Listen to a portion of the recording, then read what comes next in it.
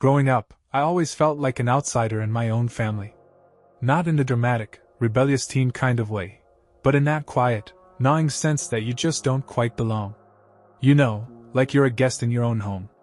I never really had the words for it back then, but I carried that feeling like a weight on my chest. Heavy, constant, and hard to explain. I was the second son. My older brother, Jason, was the golden child. He had that effortless charm that made everyone lean in when he spoke. He was athletic, loud, always surrounded by friends, and had this spark that made people naturally gravitate toward him. Me? I was the quiet one. Always reading, drawing, daydreaming. I wasn't angry about it, not really. But I noticed the way our parents looked at him, with pride, admiration, hope, and then looked at me, like they were still trying to figure me out. My dad, Mark, worked long hours as a contractor. He was a tough-love kind of guy. You know the type. Don't cry, fix it. He wasn't cruel, just emotionally unavailable. My mom, Diane, was warmer, but she was always stressed out, trying to hold everything together. She'd say things like, "You've got to be more like your brother," or, "You need to toughen up." And I'd nod, bury my feelings, and go back to sketching quietly in the corner of the room. Jason and I weren't close. Not even as kids. He was too busy being the center of attention, and I was too busy trying not to disappear completely. Our relationship was civil but distant, like two people who happened to share a house, not blood. I used to think I was just wired differently. Maybe I was. By the time I was 17, I'd become really good at keeping to myself. I worked hard in school, got a part-time job at the local library, and stayed away from drama. I didn't drink. I didn't party. I wasn't trying to be a saint, I just didn't see the point in chasing after a spotlight I was never meant to stand in. When I left for college, it felt like a clean break. Like I was finally stepping into my own story. I studied graphic design, rented a tiny apartment off campus, and found comfort in the quiet routine of classes, freelance gigs, and late-night ramen dinners. My parents checked in once in a while, but mostly I was on my own. I didn't mind. Honestly, I felt freer than I ever had growing up. It was during my third year of college that I met her. Claire. She was nothing like I expected. Funny, sharp-witted, and endlessly patient with my awkwardness. We met in a design workshop. She was a marketing major sitting in for an elective, and for whatever reason, she struck up a conversation with me. I remember thinking, she's out of my league. But she laughed at my dry jokes, asked thoughtful questions, and had this way of making me feel seen. I didn't fall fast, I'm not wired that way, but I fell hard. Claire brought warmth into my world. She was the kind of person who lit up a room just by being in it, but she never used that light to outshine anyone else. She had a complicated relationship with her parents, especially her mother, but she didn't talk much about it. All I knew was that she'd moved out as soon as she could, and she rarely brought them up unless I asked. Still, it felt like we understood each other. We both came from imperfect families. We both wanted something more. Something real. We got married 2 years after graduation. It was a small ceremony, just a few friends, my parents, and her folks, Richard and Linda. I didn't know them well, but they seemed formal. Polished. The kind of people who always smiled for the camera but kept their true selves tucked away behind closed doors. They didn't hug, didn't joke.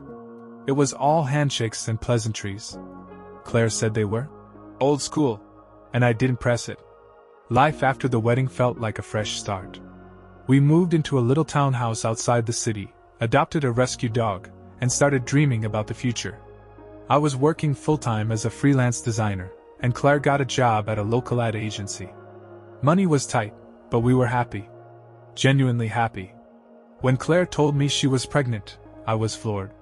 I hadn't even been thinking about kids, not yet, but the moment she said the words, something shifted in me. I remember touching her belly, barely showing at the time, and feeling this overwhelming surge of love. This is it, I thought. This is what I've been waiting for. Our daughter, Lily, was born in early spring. I still remember the way she looked up at me that first night, wide, curious eyes and a tiny, scrunched-up face. She wrapped her fingers around mine, and I swear, that one moment made up for a lifetime of feeling unseen. Fatherhood changed me. Completely. I was all in: diapers, midnight feedings, lullabies sung off-key. I wanted to be everything for her that I didn't have growing up. Present. Loving. Safe. She became my world. Claire was an amazing mom. Exhausted, yes, but dedicated.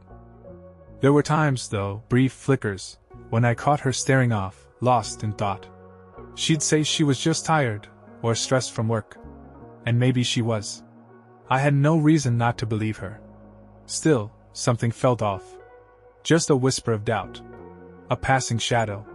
There was a day, Lily was maybe 2, when we ran into someone Claire used to know. A guy. They talked for a minute too long. She seemed nervous. Off. I didn't say anything at the time, but the memory stuck with me. Eventually, life settled into a routine. We had our highs and lows, like any couple. We argued sometimes, usually about money, or time, or whose turn it was to do the dishes. But there was love. Real love. Then, everything changed. Claire got sick. It happened fast, too fast. One day, she had a lingering cough. The next, she was in the hospital. Stage 4 lung cancer. She wasn't even a smoker. The doctors couldn't explain it. Within 6 months, she was gone. I was 34. A widower. A single dad. And completely shattered. My world crumbled, but I kept going, for Lily. She was only 6. She needed me, and I wasn't going to fail her. I couldn't. For years, it was just the 2 of us. And somehow, we made it work. I thought I'd already endured the worst pain life could throw at me. But I didn't know what real betrayal looked like yet. That part was still waiting for me, in a dusty box, hidden away in the attic of my late wife's childhood home. They say when you meet the one, you just know. And even after time and loss, physical objects can hold the weight of that initial certainty, whispering stories of a connection that felt instantly true. I used to roll my eyes at that, chalked it up to movie lines and fairy tales. But then Claire walked into my life like she belonged there, and suddenly I got it. I really did. We met in the most unremarkable way.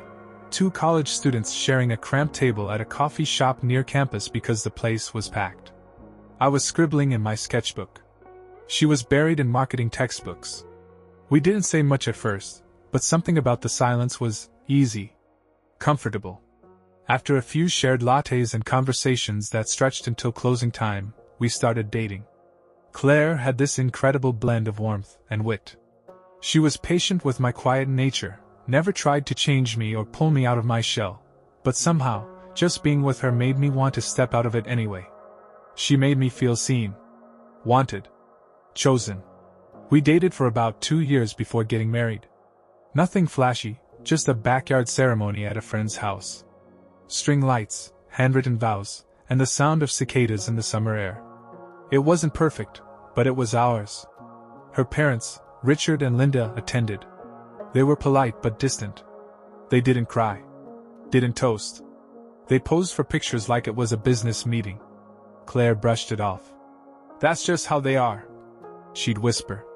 "They were never the affectionate type." I let it go. Everyone has baggage.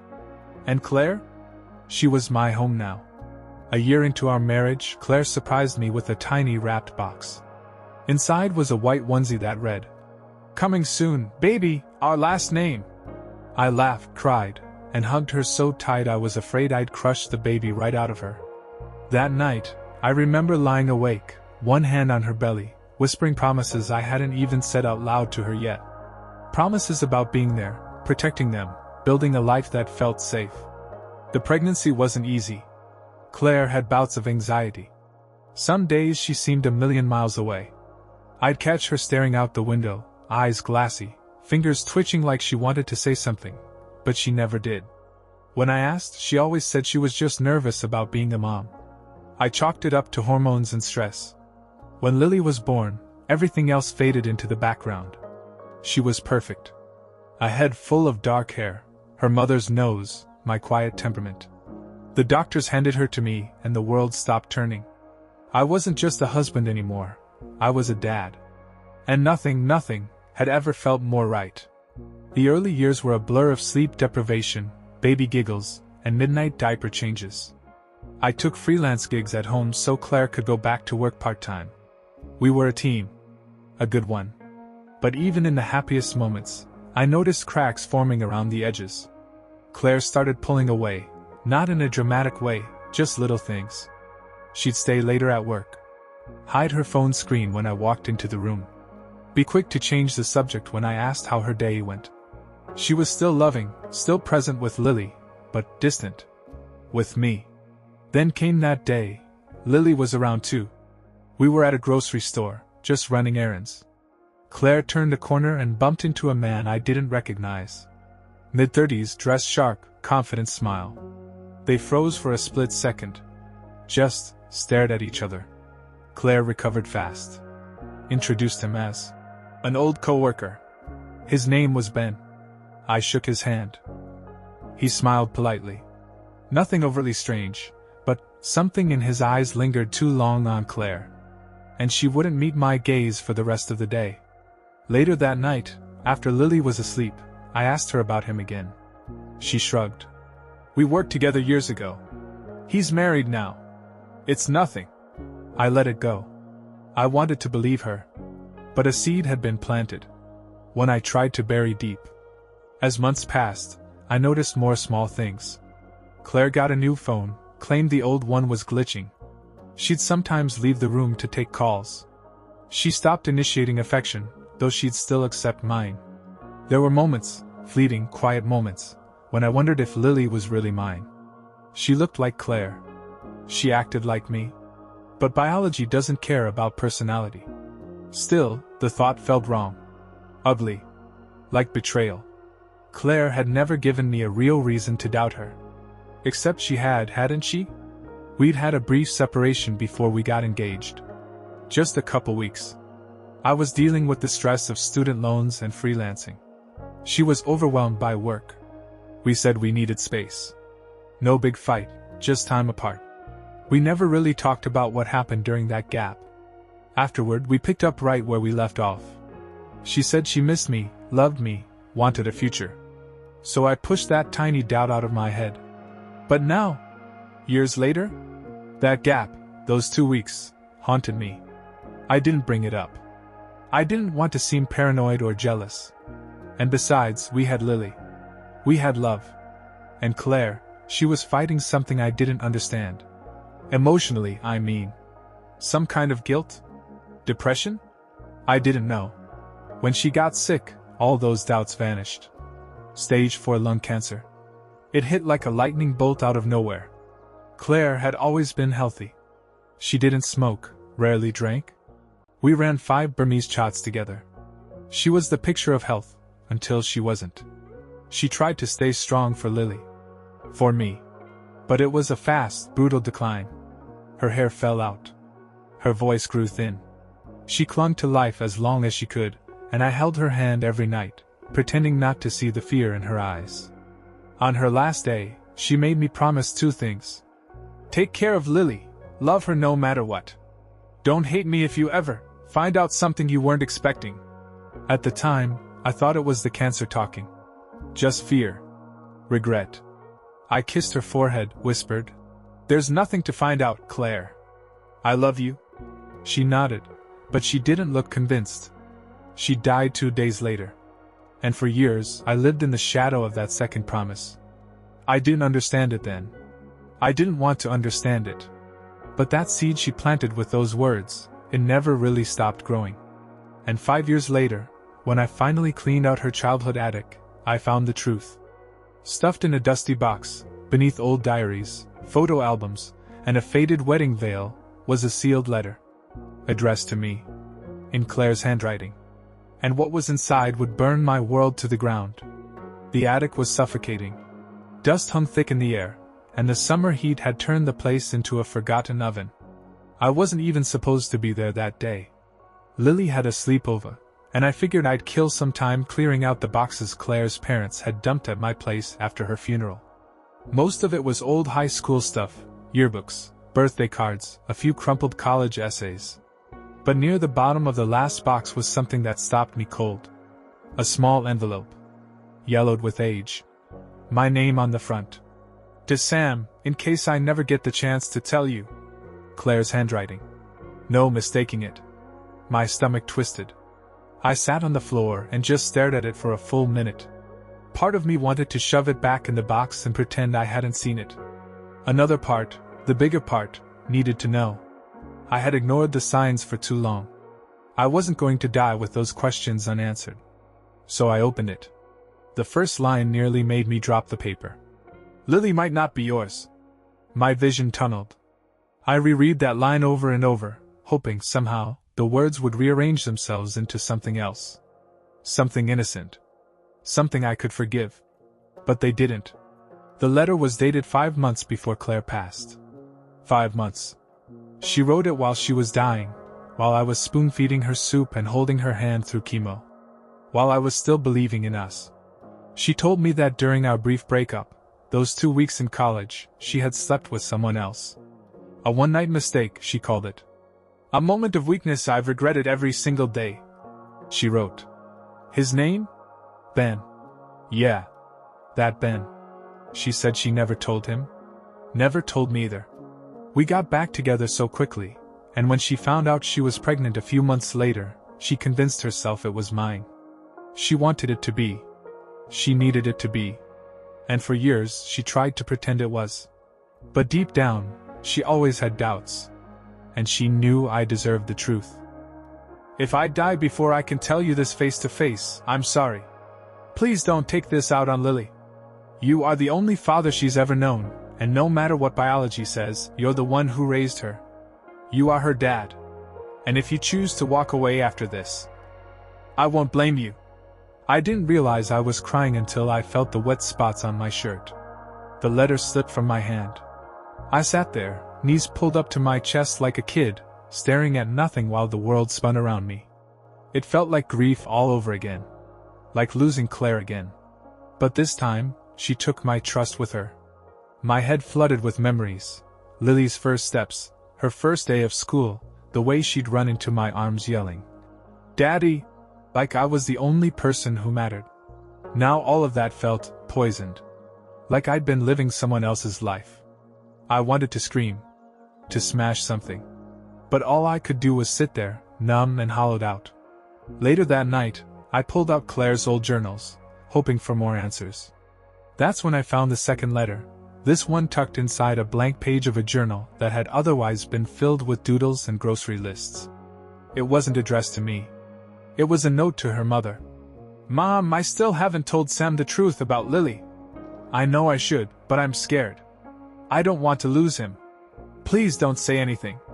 I know you and Dad won't agree, but I'm asking you to keep this between us." My chest went cold. They knew. Her parents, Richard and Linda, they knew Lily wasn't mine. They had known for years. Smiling in my face. Thanking me for being a great father. Watching me pour my life into a child they knew might not be mine, and saying nothing. I felt played. Like my whole life had been a con, and I was the punchline. The next morning, I called in sick to work and just stared at Lily's baby pictures for hours. She was 8 now. Happy. Brilliant. Kind.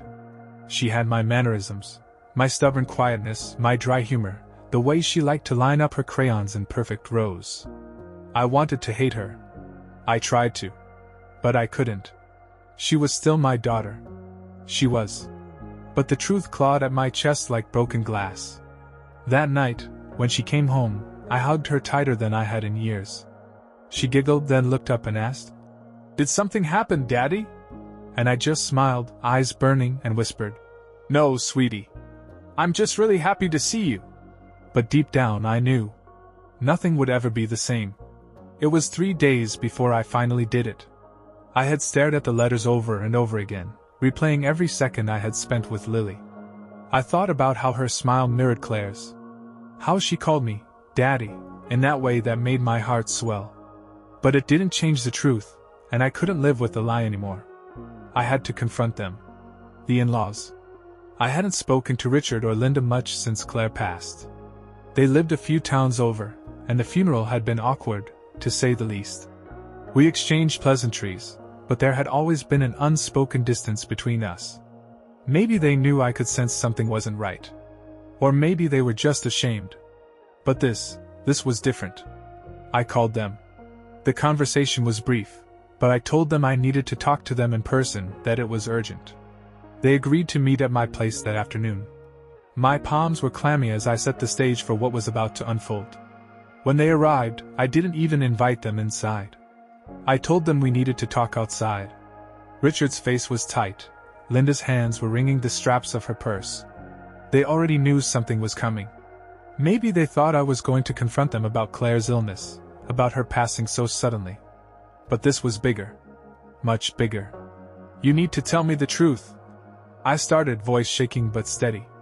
About Lily. About everything. Richard shifted uncomfortably, looking away. Linda's face turned pale. They both knew. They had known for years, but neither of them spoke.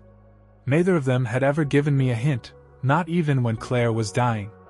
I don't know what you're talking about, Richard finally said, his voice defensive, but I saw the lie in his eyes. They both were lying to my face. Again. I took a deep breath and pulled the letters from my pocket. The silence between us felt like it was suffocating the air, every second stretching longer than the last. Claire's letter, I said, holding it up. She left this for me. And this one, I held up the other note, is from you, Linda. Telling her to keep the secret. That Lily isn't mine. The words hung there. For a moment, no one spoke. The breeze rustled the leaves around us, and I watched them both for any sign of remorse, any sign that they understood what they had done. Why? I finally choked out, the word burning in my throat. Why didn't you tell me? Why let me believe all these years that Lily was my daughter? Richard didn't respond right away, but Linda, her face flushed with guilt, was the first to break. Sam, she began, her voice barely above a whisper. We didn't want to hurt you. We didn't want to ruin the memory of Claire, or Lily's happiness. You were a good father to her. We thought it would be best if you just kept raising her as your own. I laughed bitterly, shaking my head. You thought it was best? You thought it would be better for me to spend years living a lie? You didn't think I deserved to know the truth? You didn't think Lily deserved to know who her real father is? Richard finally spoke, his voice sharp, defensive. We did what we thought was right, Sam. You were grieving. Claire was gone. We didn't want to see you fall apart again. That's not your decision to make. I yelled, and for a second, I was a little shocked at how loud I'd gotten. But I couldn't stop. It was my life. My family. My child. You should have told me the truth, no matter how much it hurt. Instead, you let me live in the dark. For years. Linda's eyes filled with tears. We never meant for it to go on this long. We thought if we just kept quiet, things would be easier. That Lily would be happy, that you would be happy. I looked at them both, disbelief written all over my face. Easier? For who? For you? For Claire's memory? Or for you to keep me in the dark and protect your own comfort while I sacrificed everything for a lie? There was nothing but silence after that. I could feel the weight of the years of deceit in the air. The trust one had placed in them, it was gone. Gone in the blink of an eye. Lily had come out on the porch by then, standing quietly in the doorway, sensing the tension. I hadn't even realized she'd been listening. Daddy? She asked softly, her voice tentative. What's going on? My heart broke at the sight of her standing there, so innocent, so pure in her confusion. She was still my daughter. She was still the little girl I raised. But now, everything felt like a lie. I took a deep breath. Lily, I said, my voice trembling as I tried to hold myself together. Come here, sweetheart. We need to talk. I looked back at Richard and Linda, who were both staring at Lily, their faces unreadable. We'll talk about this later, I told them, my voice cold now. But for now, I need you two to leave. I can't even look at you right now. They didn't protest. They just nodded, faces full of regret, before they turned and left. Lily came over to me, standing next to me like she had when she was younger, seeking comfort. But I wasn't sure what to say anymore. How do you explain something like this to a child? Lily, I started, kneeling down to her level. There's something I need to tell you. Something important. But I need you to know, no matter what, I'm still your dad. She tilted her head, confusion written all over her face. What do you mean, Daddy? And in that moment, I realized, as hard as this was going to be, I had to take this one step at a time. No matter what the world had thrown at us, we were going to get through it. I wasn't sure how, but I couldn't let go of the love I had for her. I couldn't. I took a deep breath, the weight of everything threatening to crush me, but I steadied myself, pushing the hurt aside for her sake. I mean, sweetie, that no matter what, we're still a family. You and I, we're going to figure this out. We've always had each other, and we always will. She looked at me for a long moment, then gave me a small, tentative smile, as if she was trying to reassure me just as much as I was trying to reassure her. I know, Daddy, she said quietly. I love you. And with those words, I felt a wave of relief wash over me. Maybe we didn't have all the answers yet. Maybe the past would always be a shadow between us, but in that moment, I knew we were going to be okay. I pulled her into a tight hug, my heart swelling with the simple truth that no matter what had happened, this bond between us was real. It was unbreakable. The next few days felt like I was walking through a fog. I couldn't escape it. The truth had shattered everything. My world, which had seemed so certain before, now felt like it was falling apart. My life was a house of cards, and the revelation about Lily was the gust of wind that knocked it all down. I didn't know what to do next. Lily was quiet after that conversation, asking fewer questions, and when she did speak, her voice was small, fragile. I could see it in her eyes. She was just as confused as I was. She was old enough to understand that something big had shifted, but too young to fully grasp the weight of it. We spent the next few weeks in limbo. I took some time off work, and Lily's school had a break, so we spent most of the time together. There were moments where she would climb into my lap, or we'd sit side by side on the couch, just holding each other. She needed stability, and I needed to be there for her. But it was hard. Every time I looked at her, I saw Claire. I saw the woman I loved, the woman who kept this secret from me. And then, in the quiet moments, I would think about Ben, about what kind of man he was, and how much of my daughter had come from someone else. I wasn't angry at Lily, not really. She hadn't done anything wrong. But I was angry at Claire. I was angry at myself for not seeing it sooner. And I was angry at Richard and Linda for letting me live that lie. Eventually, I called Claire's parents again. I asked them to meet with me, but this time, I wasn't looking for answers. I wasn't looking for apologies. I was done seeking closure from them. I met them at a coffee shop. The place was quiet, except for the soft clinking of cups and the hum of the air conditioning.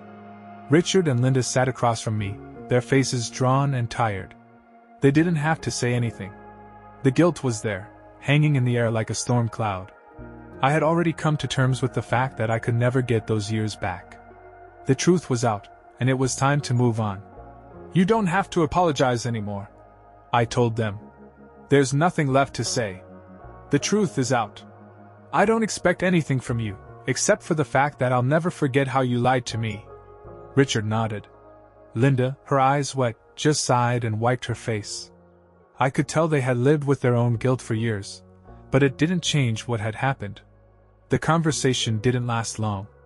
I stood up and left without looking back, feeling the weight of everything I had been carrying. It was time to start healing. I couldn't change the past, but I could decide what to do with the present. It took a long time, but I eventually found my way back to Lily. I started therapy, both for myself and for us as a family. The sessions were tough. I had to relive the loss of Claire, and the loss of trust, over and over. I had to process the anger, the betrayal, and the pain that came from the years of living in the dark. But slowly, we started to rebuild. Lily began to ask more questions about her biological father. I had to be honest with her, but I didn't have all the answers. I didn't even know if Ben was someone we'd ever meet. I wasn't sure if I wanted to meet him. For now, all I knew was that I had to focus on us. On what was here. On what I had. We started making new memories together. We went on weekend hikes, took spontaneous trips to the beach, and I made an effort to be present in ways I hadn't been before. We laughed more. I let myself feel happy again. Slowly, I let go of the anger and the resentment that had weighed me down for so long. It wasn't perfect, and it wasn't easy, but it was real. Months passed, and I found myself at a place I never thought I'd reach. Forgiveness wasn't about letting people off the hook. It wasn't about forgetting the pain that had been caused. It was about freeing myself from the constant weight of it. I realized that, while Claire's secret had hurt me deeply, the love I had for Lily was far more important. Lily didn't need to know the full truth for me to be a good father to her. She didn't need me to be perfect.